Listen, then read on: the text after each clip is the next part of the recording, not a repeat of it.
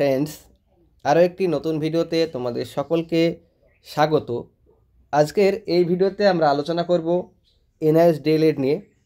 11,765 রিক্রুটমেন্টে NIS ডিএলএডের ভবিষ্যৎ কী এবং NIS D.El.Ed নিয়ে আজকে কলকাতা হাইকোর্টে একটা গুরুত্বপূর্ণ শুনানি আছে, সেই শুনানিতে কী হতে পারে সেটা নিয়েও কিন্তু আমরা আজকে আলোচনা করব। বর্তমানে এইটাই কিন্তু সোশ্যাল মিডিয়ায় চর্চিত বিষয়, এনআইএস ডিএলএড।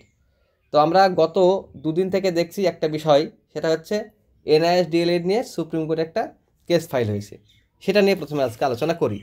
এই নিয়ে রেগুলার ডিএলএড যারা আছো তারা প্রচুর টেনশনে আছো, তাদের রিকোয়েস্টে ভিডিওটা আমি কিন্তু করছি। তো দেখো, কোথায় কেস ফাইল হলো কোথায় হলো না সেটা নিয়ে কিন্তু তোমাদের চিন্তা করার কিছু নেই। তোমাদের চিন্তা একটাই যে 11,765 প্যানেল কবে পাবলিশ হবে, কবে তোমরা স্কুলে জয়েন করবে, এটাই তোমাদের মধ্যে চিন্তা। এই একটা কথা তোমাদের পরিষ্কার বলে দিই, সেটা হচ্ছে যে এনআইএস ডিএলএডের যে মামলাটা, সেটা মামলাটা কি মামলা? ক্লারিফিকেশন মামলা।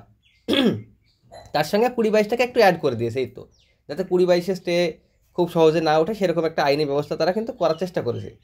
তো তোমাদেরকে বলি যে 11,765 রিক্রুটমেন্টে যে 20-22 স্টেটা আছে, সেই স্টে যদি 12 তারিখে ওঠার হয়, অর্থাৎ হিমা কোহলি ম্যাম যদি সেদিনকে বসে এবং সেদিনকে যদি মনে করে যে এই কেসটা খুব একটা গুরুত্বপূর্ণ না, এই স্টেটা তুলে দেওয়া যায়, তবে কিন্তু স্টে উঠে যাবে। এক্ষেত্রে ওই সুপ্রিম কোর্টে এনআইএস ডিএলএডরা ক্লারিফিকেশন মামলা করেছে, তার জন্য কোনো রকম প্রভাব কিন্তু পড়বে না। আমি যেটুকু বুঝি, ব্যক্তিগতভাবে বললাম, অবশ্যই কিন্তু তার কোনো প্রভাব পড়বে না। তোমাদের এর আগেও বলেছিলাম, অনেকেই বলছিলে যে ক্লারিফিকেশন মামলা বা রিভিউ পিটিশন এগুলো কিছু হবে না। দেখো, রিভিউ পিটিশনের টাইম আমি 1 মাস বলেছিলাম, তা কেউ করেনি। রিভিউ পিটিশনের কোনো ব্যাপার নেই এনআইএস ডিএলএড নিয়ে, কিন্তু ক্লারিফিকেশনের টাইম ছিল এবং ক্লারিফিকেশনের কিন্তু একটা মামলা অলরেডি হয়ে গিয়েছে, তোমরা সকলে জেনে গিয়েছো। আগে আমাকে বলেছিলে যে আপনার তথ্যগুলো ভুল হতে পারে, যে এনআইএস ডিএলএড নিয়ে কোনো ক্লারিফিকেশন হবে না, কিন্তু ক্লারিফিকেশন অবশ্যই হয়েছে। তো যাই হোক, ক্লারিফিকেশন হয়েছে। এখন তোমাদের ক্লারিফিকেশন ডিএলএড ভার্সেস বিএডেরও আছে, সেক্ষেত্রে তোমরা টেনশন নিচ্ছ না। তোমরা কেন এনআইএস ডিএলএড ক্লারিফিকেশন নিয়ে টেনশন নিচ্ছ?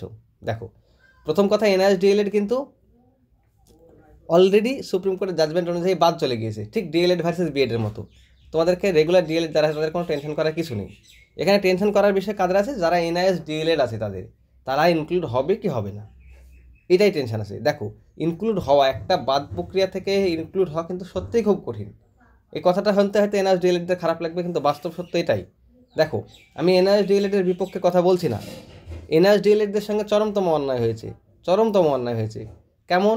দেখো, তাদেরকে বলা হয়েছে যে এনআইএস ডিএলএড করলে তোমরা, বা আগের রিক্রুটমেন্টগুলোতে তাদেরকে নিয়োগ করা হয়েছে, কেন এই রিক্রুটমেন্ট থেকে নিয়োগ করা হবে না? তারা তো স্বপ্ন দেখেছে, তারা তো টেট পাস করেছে, তারা তো মনে করলে তো এনআইএস ডিএলএড আছে বলেই তারা রেগুলার ডিএলএড করেনি, তারা তো রেগুলার ডিএলএড করতে পারতো, করেনি। এগুলো কিন্তু তাদের কোশ্চেন, সত্যি কথা, তারাও কিন্তু বঞ্চিত। তাদের পাশে আমি নেই তা না, তাদের পাশেও কিন্তু আমি আছি। তো সর্বোপরি আইনের কাজ করবে, কারণ রেগুলার ডিএলএড আর এনআইএস ডিএলএডের মধ্যে কিন্তু বিস্তর পার্থক্য আছে।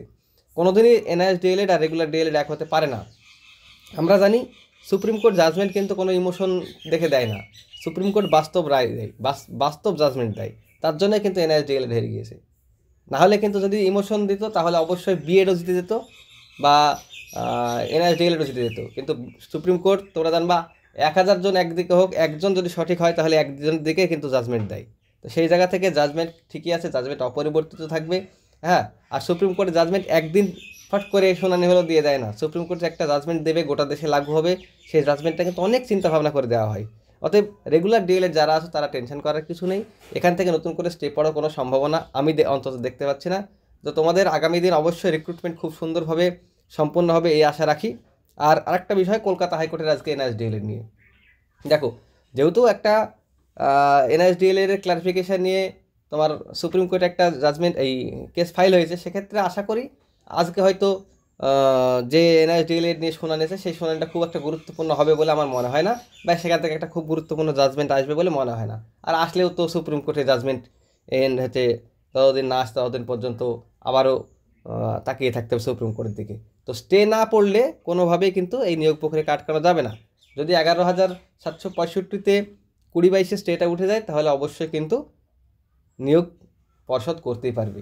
সেখান থেকে স্টে আসার সম্ভাবনা খুবই কম এনআইএস ডিএলএডের পক্ষ থেকে। আমরা বারবার বলছি, ক্লারিফিকেশন মামলা থেকে স্টে আসা সত্যি খুব কঠিন, কারণ এর judgement already published. DElEd versus বিএডের থেকেও যেমন জাজমেন্ট পাবলিশড হয়ে গেছে, সেই জাজমেন্ট অনুসারেই কিন্তু আগামী নিয়োগ প্রক্রিয়াগুলো চলবে। অর্থাৎ 11,765 রিক্রুটমেন্টে কোনোভাবেই কিন্তু রেগুলার ডিএলএড ছাড়া এনআইএস ডিএলএড বা বিএড কেউ কিন্তু কোনোরকমভাবে সুযোগ পাবে না। এই মুহূর্তে কিন্তু এটাই বাস্তব সত্য কথা, ঠিক আছে। তারপরে ক্লারিফিকেশান মামলার পরবর্তীতে যা জাজমেন্ট আসবে সেটা হতে পারে, কিন্তু ক্লারিফিকেশান মামলার আগে যদি কোনো জাজমেন্ট আসে, এই কোনো প্যানেল আসে, সেই প্যানেলে অবশ্যই রেগুলার ডিএলএড ছাড়া কেউ থাকতে পারবে না, এটুকু বলতে পারি। তো ভিডিওটা দীর্ঘায়িত করবো না, তোমরা অনেকে রিকোয়েস্ট করছিলে আর অনেকে রেগুলার টেনশন করছিলে, তাদের জন্য অবশ্যই এই ভিডিওটা। আর এনআইএস ডিএলএডদের বলবো তোমরা তোমাদের লড়াই জারি রাখো, চেষ্টা করো, তোমাদের একটা শেষ লড়াই। আর 2022 স্টেট পাস রিক্রুটমেন্ট নোটিফিকেশান আসলে তার এলিজিবিলিটি ক্রাইটেরিয়াতে কোনোভাবেই রেগুলার ডিএলএড ছাড়া কেউ কোনোভাবে অংশগ্রহণ করতে পারছে না, তোমাদের এটা 100% আমি সিওরিটি দিয়ে দিলাম। Thank you.